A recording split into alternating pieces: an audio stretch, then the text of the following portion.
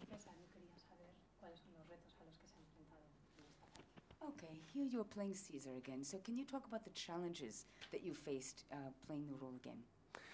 So the challenges this time round were less physical and more mental and emotional. And also, of course, the challenge of Ceasar beginning to use human language more and more in this film. I was lucky enough to play a character all the way through from birth, through infancy, to being a teenager who is then rejected, to a revolutionary leader in Rise of the Planet of the Apes. And so to have that amount of information about a character is a great place to start.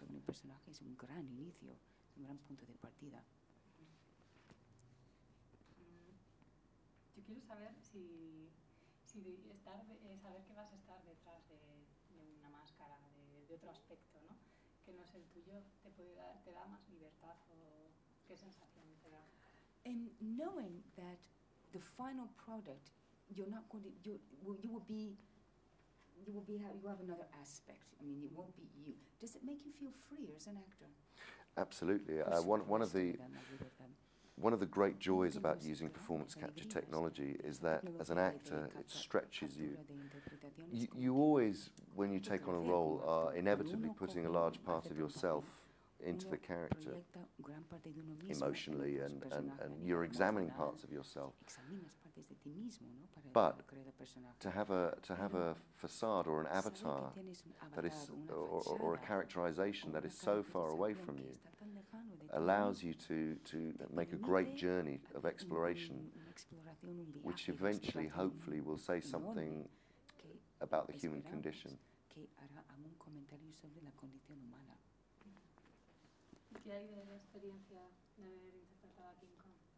And can you talk about your experience playing King Kong? How did it help you, or did it, help you here? Yeah, I mean, despite the fact that King Kong is a 25-foot gorilla, he nevertheless, the way that I approached him was trying to be very loyal to the exact behavior of a silverback.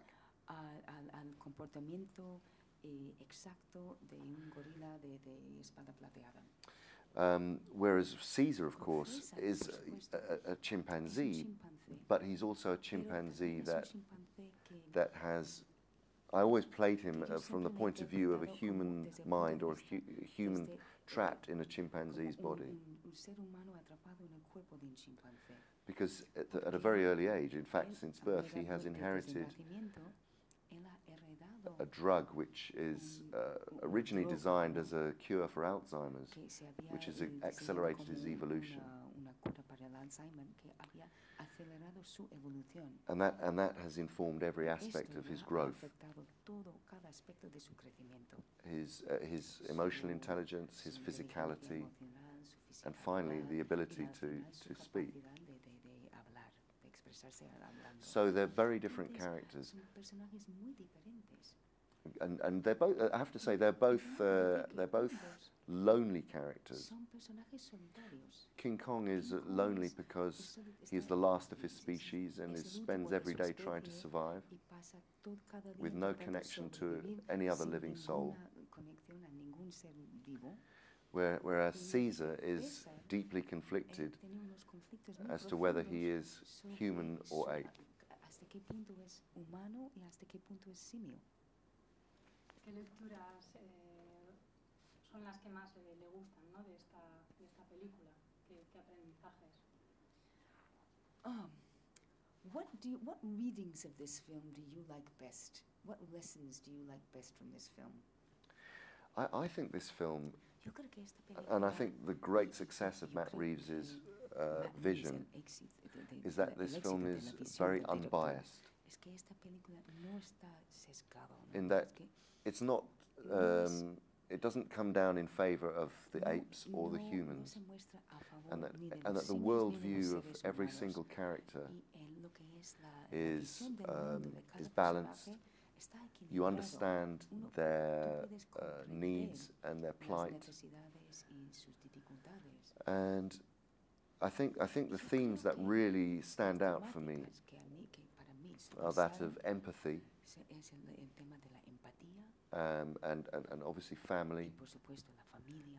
and the lengths to which one would Y defend hasta qué their punto family uno está dispuesto at the ir expense of another tribe. para defender a su familia a expensas de otra tribu. Una más.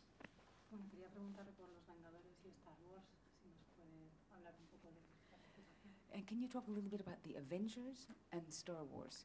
So I can't say too much No puedo about decir Star mucho Wars, sobre sadly, esta at this Guerra de las point. Galaxias en este momento, But lo siento, I'm very thrilled to be pero part of estoy it. muy emocionado. And my performance capture studio in London, the Imaginarium, Imaginarium, que es el estudio de is captura involved de interpretación in en consultancy and está trabajando como consultores execution y y for both realización Star Wars and para tanto, Avengers, Los Vengadores y la Guerra de las Galaxias. and I'm playing roles in both Yo of voy those a movies. interpretar papeles en ambas películas. Thank you. Debacle, but Yeah. then we go over there, and They're then like, also they're asking all these questions. You're like, going, oh, wow, this is so cool. I know. Yeah. Yeah. Primero preguntarle a Matt cuál fue el reto de la película y qué quería aportar nuevo. What was the challenge to do this movie, and what did you want to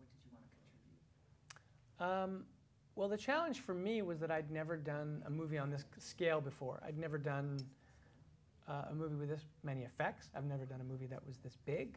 And my concerns are all about intimacy and story and character. And my fear was that somehow all of that, the spectacle and the effects, might overwhelm the detail and the focus on emotion. And that was, to me, my biggest focus. And the good news for me, and actually the reason why I chose to get involved, is that I thought that the last film really surprised me in that it was a Planet of the Apes movie that re-entered that universe that was from a new point of view, to essentially from the point of view of an ape.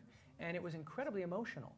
And it was that continuation of the emotion that I was interested in. And so I was excited to find out that the technology is really just a device to record performance. So it didn't really change that part of the exploration. And the most important thing we did from scene to scene was focus on the characters. ¿Para qué le llevó a aceptar este papel? Why did you decide to accept the role? What interested you? Really, it was to work with Matt again, who we had done a television series, an American television series, almost 15 years ago now, 12 years ago. And we had been trying to find something to do together for a very long time, and he called and said, I'm going to do this movie. And I couldn't believe it. The Planet of the Apes. And, but I think that's what really works and what is unique about this big summer movie is everything Matt was just talking about, is this idea of taking Matt's sensitivity and sensibility and taste, really, and creating those really intimate, emotional scenes within the context of this big, fun, extravagant CGI movie. Will there be a next one? Yes, yeah, there's going to be another film. And when I showed a very early cut of the movie to the studio, they were very excited about the way the story was developing and the way that Ceasar's journey was developing. And they said, well, would you be interested in continuing the story? And I said that I would. So I'm going to take a long nap and then we'll figure out the next story. Siesta.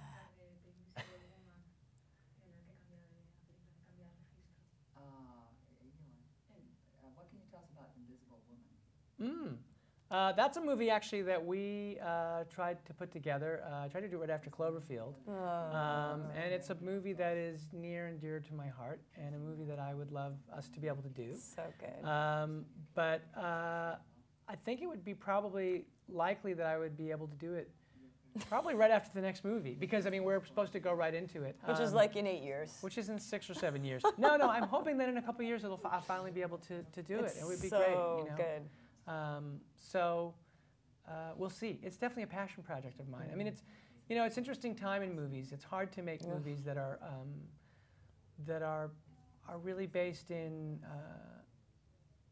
humanity, character, and so the independent world is very challenging at the moment. And I think one of the reasons that I was drawn to this as the first movie, the only time I've ever done a tentpole summer movie, is that it actually had a very large degree of exploration of character. And that was unexpected. And so that was why I did it. And there's no question that my heart is in those kind of stories. And so I definitely want to do that film someday. I hope we'll get to do it. Thank you very much.